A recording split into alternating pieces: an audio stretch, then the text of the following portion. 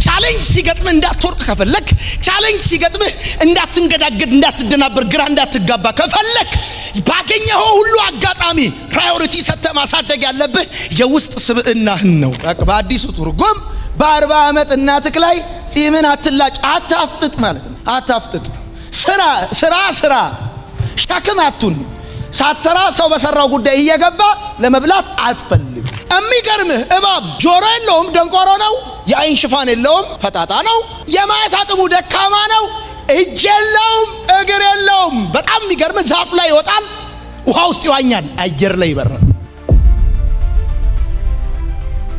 ዲሼብላ መሄድ አትችልም፣ መስማት አትችልም፣ መናገር አትችልም። ወይስ የሆነ ነገር ኢኮኖሚ የለህም፣ ቤተሰብ የለህም፣ ዘመድ የለህም፣ የሆነ ነገር አንድ ነገር ላይ ለመውጣት የሚያስችል ድጋፍ ሊሰጥ የሚችል ነገር የለህም። ኢየሱስ እንደዚህ አለ፣ እነዚህ ነገሮች ሁሉ የሌለው እባብ ልባም ነው አለ። እሱን ይኸው አንድ ነገር ዛፍ ላይ የሚወጣው በእግሩ ሳይሆን በልቡ ነው። ልብ የለው ስማ ነገር ሰው ትልቅ ቦታ ላይ የሚመጣው በእግሩና በእጁ አይደለም የሚወጣው፣ በልቡ ነው ሰው የሚወጣው። እግዚአብሔር የሚገርምህ የሚሰጠው ለምኞት ሳይሆን ለጥረት ነው የሚሰጥህ ለተሰጠህበት ጉዳይ እንጂ ቁጭ ብለህ ለፈለክበት ጉዳይ አይደለም። ይኸውልህ ሰንካላነት አይደለም፣ አንተ የሌለ ነገር ይኸውልህ ጉድለት አይደለም፣ የእግዚአብሔር የመስሪያ አደባባይ ነው። ስማ ብር ካለ አንተ ትሰራለህ። ልክ ዘዴ ብር ያጣለት እግዚአብሔር ፈንክሽን ማድረግ ይጀምራል። እንደ እብድ ሰው እላለሁ እኔ እበልጣለሁ በድካም አብዝቼ በመገረፍ አብዝቼ በመታሰር አትርፌ በመሞት ብዙ ጊዜ ሆኑ።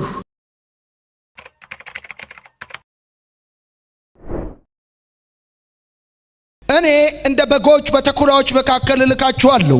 ስለዚህ እንደ እባብ ልባሞች እንደ እርግብም የዋዎች ሁኑ። ልባሞች ሁኑ። ጌታ ኢየሱስ እንድንሆን ያስተማረንና የነገረን ሁለት ሐሳብ ነው በዚህ ቦታ። አንደኛ እንደ እባብ ልባሞች እንድንሆን፣ ሁለተኛ ደግሞ እንደ እርግብ የዋሆች እንድንሆን ነው በዚህ ቦታ ጌታ ኢየሱስ ክርስቶስ የተናገረው። ምን ማለት ነው ልባሞች ሁኑ ብሎ ሲል ጌታ ኢየሱስ ያለው?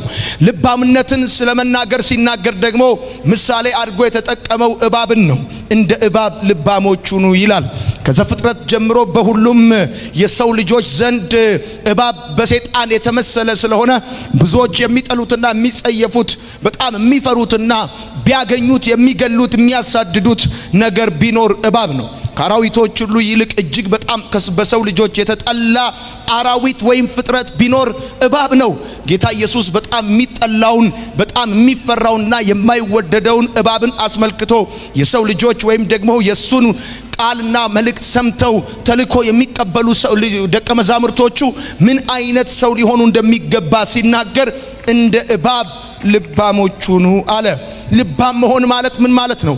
ልባም መሆን ማለት ደረትን መንፋት፣ ልባም መሆን ማለት እብሪተኛ መሆን፣ ትቢተኛ መሆን፣ በማንም አልነካም አልደፈርም ብሎ ማለት ነው ወይስ ምን ማለት ነው?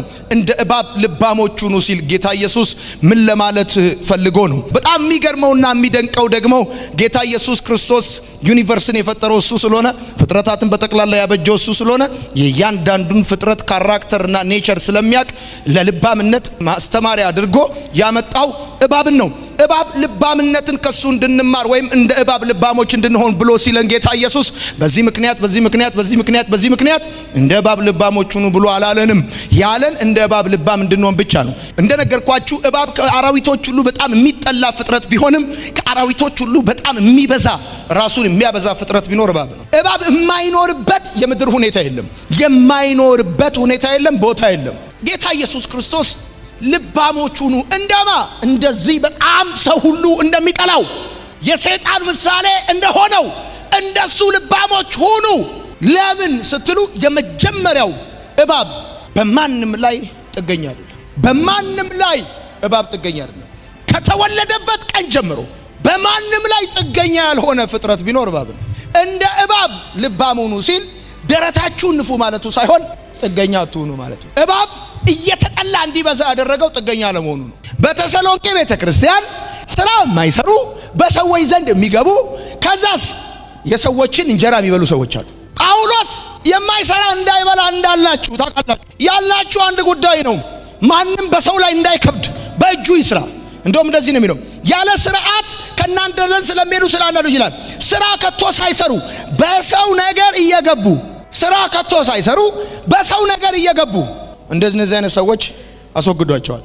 በአጭር አማርኛ እንደ እባብ ልባም ሁኑ ሲባል ብዙ ቀን ጠቅሰዋል። ጥገኛ አትሁን ማለት ነው።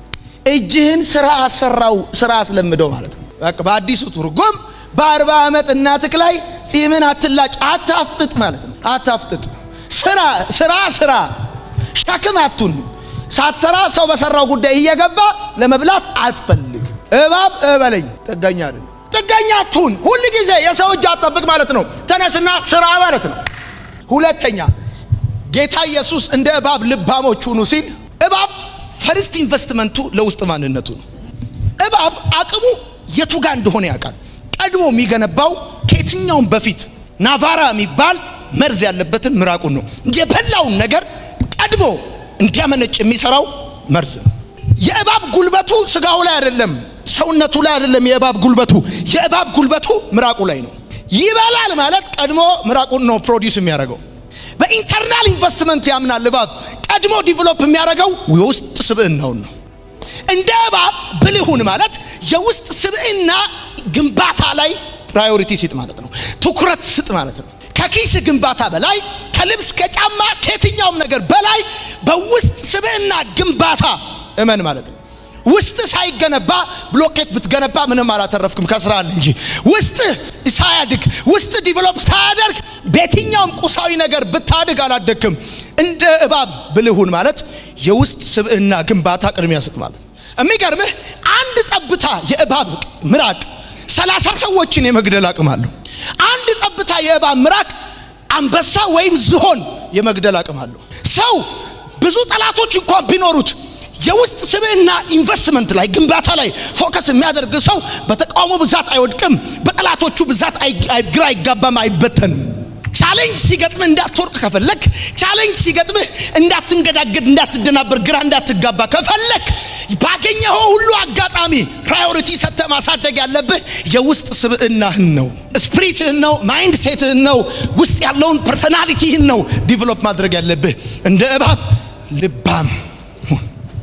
ሶስተኛ እንደ እባብ ልባም ሁን ማለት ምን ማለት መሰለህ? የእባብ ጉድለቱ እንቅፋቱ አይደለም። እባብ ከየትኛውም በጣም የሚገርም ነገር እባብ የማየት አቅሙ በጣም ደካማ ነው። ሁለተኛ እባብ የአይን ሽፋን የለውም። ይሄ አንተ ስትተኛ እንዲህ ብለን የምትተኛው እባብ ሲተኛ ይሄ ከሌለው እንዴት ነው የሚተኛው? ይሄ ሽፋን የለውም። ይሄ አፍጥጦ ነው የሚተኛው ማለት ነው። የማየት አቅሙ ደካማ ነው። የአይን ሽፋን የለውም። በጣም የሚገርምህ እባብ ደንቆሮ ነው፣ ጆሮ የለውም። ከየትኛው ፍጥረት በላይ ግን አካባቢውን ሴንስ የሚያደርግ ፍጥረት እባብ ነው። የሚገርምህ እባብ ጆሮ የለውም፣ ደንቆሮ ነው። የአይን ሽፋን የለውም፣ ፈጣጣ ነው። የማየት አቅሙ ደካማ ነው። እጅ የለውም፣ እግር የለውም። በጣም የሚገርምህ ዛፍ ላይ ይወጣል፣ ውሃ ውስጥ ይዋኛል፣ አየር ላይ ይበራል። እጅ ሳይኖረው እግር ሳይኖረው ዛፍ ላይ ይወጣል፣ አየር ላይ ይበራል፣ ውሃ ውስጥ ይዋኛል። ናሽናል ጂኦግራፊ ጋር ሂድና እባብ ውሃ ውስጥ ሲዋኝ ይኸው በየትኛውም ሁኔታ ይኖራል። የሌለው ነገር ለሱ እንቅፋት አይደለም። ማጣቱን እንደ ጉድ ኦፖርቹኒቲ ነው የሚጠቀመው። ችግሩ አይደለም ለሱ የሌለው ነገር። የኃይል ሴንተሩን ስለሚያውቅ ቶሎ ኢንቨስትመንት ይዛቃል። ምንድነው የሌለ? እንደ እባብ ልባም ሁን ማለት በሌለህ ነገር ምክንያት ተስፋ ቆርጠህ ተንኮታክቶ አትቀመጥ። ዲሴብላ መሄድ አትችልም፣ መስማት አትችልም፣ መናገር አትችልም። ወይስ የሆነ ነገር ኢኮኖሚ የለህም፣ ቤተሰብ የለህም፣ ዘመድ የለህም፣ የሆነ ነገር አንድ ነገር ላይ ለመውጣት የሚያስችል ድጋፍ ሊሰጥ የሚችል ነገር የለህም። ኢየሱስ እንደዚህ ያለ እነዚህ ነገሮች ሁሉ የሌለው እባብ ልባም ነው አለ። እሱን ይኸው አንድ ነገር ዛፍ ላይ የሚወጣው በእግሩ ሳይሆን በልቡ ነው። ልብ ካለ ይበቃል። ልብ የለውን ስማ ነገር ሰው ትልቅ ቦታ ላይ የሚመጣው በእግሩና በእጁ አይደለም የሚወጣው፣ በልቡ ነው ሰው የሚወጣው። የምትይዝበት እጅ የምትረቅጥበት እግር ባይኖርህ፣ የምትደገፍበት ነገር ባይኖርህ፣ ስለሌለ ነገር ምክንያት እያለቀስክ የሌለውን ነገር ለመሙላት አይደለም ጥረት የሚያደርገው፣ የሌለውን ነገር ለማምጣት አይደለም የሚያጉረመርመው፣ የሌለውን ነገር ፍለጋ አይደለም ጊዜ የሚያባክነው። አንድ ነገር ያውቃል። የሌሉ ነገሮች በጣም ሌሎቹ ፍጥረታቶች ሁሉ ያላቸው፣ እሱ የሌለው ነገር ይበዛል። ጆሮ የለውም፣ የአይን ሽፋን የለውም፣ እግር የለውም፣ እጅ የለውም። ይሄ ሁሉ ሆኖ ሲያበቃ ግን የሚገርም አሳዶ ይውጣል። እንደ እባብ ልባም ሁን ማለት በሌለ ነገር ተስፋ ቆርጠህ አትቀመጥ። በሌለ ነገር ተስፋ ቆርጠህ ተንኮታክቶ አትቀመጥ። ይኸውልህ ሰንካላነት አይደለም። አንተ የሌለ ነገር ይኸውልህ ጉድለት አይደለም። የእግዚአብሔር የመስሪያ አደባባይ ነው። ስማ፣ ብር ካለ አንተ ትሰራለህ። ልክ ዘዴ ብር ያጣለት እግዚአብሔር ፈንክሽን ማድረግ ይጀምራል። በሌለ ሳይድ ጋድ ነው ፈንክሽን የሚያደርገው። አንብበው እስቲ እንደገና። ስለዚህ ነገር ከኔ እንዲለይ 3 ጊዜ ጌታን ለመንሁ። ይሄ በሽታ አንድ ጳውሎስ የሚሰቃይበት ችግር አለው። ይሄ ነገር ከኔ እንዲወሰድ ጌታን አንዴ አይደለም 3 የለመንኩት አለ። ከዛስ እርሱም ጸጋዬ በቃል ኃይሌ በድካም ይፈጸማል አለኝ። የኔ ኃይል ባንተ ድካም። እንግዲህ የክርስቶስ ኃይል ያድርብኝ ዘንድ በብዙ ደስታ በድካሜ ልመካ እወዳለሁ። ጳውሎስ በተጎዳበት ነገር ምክንያት፣ የለኝም ባለው ምክንያት፣ ጤና የለኝም ባለው ምክንያት የእግዚአብሔር ጸጋ፣ የእግዚአብሔር ብቃት፣ የእግዚአብሔር ጉልበት ሊገለጥ ስለሆነ አለ እመካለሁ በዚያ። እንደ እባብ ልባሙን ማለት ላመንክበት ነገር 100% ራስን ስጥ ማለት ነው። እዚህ ቸርች እኮ 100% ራስን ስጥ እንጂ። ሌላው እንደ እባብ ልባሙን ሲል እባብ በችግር ውስጥ ጸባይኛ ነው። ምን ማለት መሰል? እባብ በጣም በረሃ፣ በጣም ቀዝቃዛ ምግብ የሌለባቸው ቦታዎች ረጅም ጊዜ ይቆያል። በችግር ውስጥ በጸባይ የመኖር አቅም አለ። ሲገኝ ያድናል፣ ይበላል። ሲታጣ አፈር ይበላል። የሚገርመው እኮ ታውቃላችሁ፣ እባብ እየተጠላ ሲበዛ አንበሳ እኮ ቁጥሩ እየመነመነ ነው። ምድር ላይ የአንበሳ ቁጥር የጎሽ የዝሆን ቁጥር እየመነመነ ነው።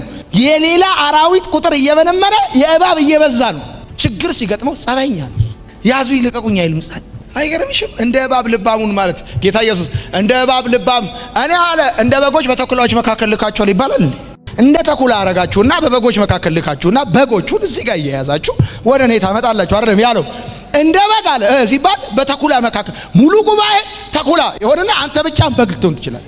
ከዛስ በብዙ ተኩላ መካከል ኤግዚስት ማድረግ የሚችል በግ ምን ማለት ነው? ሚሽኑን አኮምፕሊሽ ማድረግ የሚችል በግ፣ በብዙ በላተኛ፣ በብዙ ቀማኛ ዙሪያውን በጠቅላላ ጠላት ከቦት እያለ ሚሽኑን አኮምፕሊሽ ማድረግ የሚችል በግ፣ ተልእኮን ማሳካት የሚችል በግ፣ የሄደው ተልእኮ ተቀብሎ የተሰማራው ወደ ወዳጆቹ ሳይሆን ወደ ጠላቶቹ፣ በግራም በቀኝም በፊትም በኋላም ዙሪያው ጠቅላላ ጠላት ብቻ ነው። ግን ልባም ስለሆነ እንዴት ኤግዚስት ማድረግ እንዳለበት ያውቃል፣ ያገኛል፣ ሳያባክን ይጠቀማል።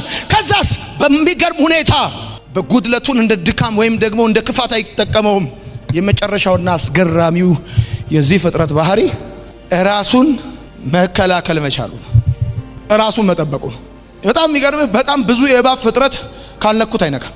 ጳውሎስ ለጢሞቴዎስ ሲጽፍለት እንደዚህ ያለው ለራስህና ለትምህርትህ ተጠንቀቃለሁ፣ በዚህም ራስህንም የሚሰሙንም ታድናለህ። ብዙ ጊዜ እኛ ለራሳችን አንጠነቀቅም።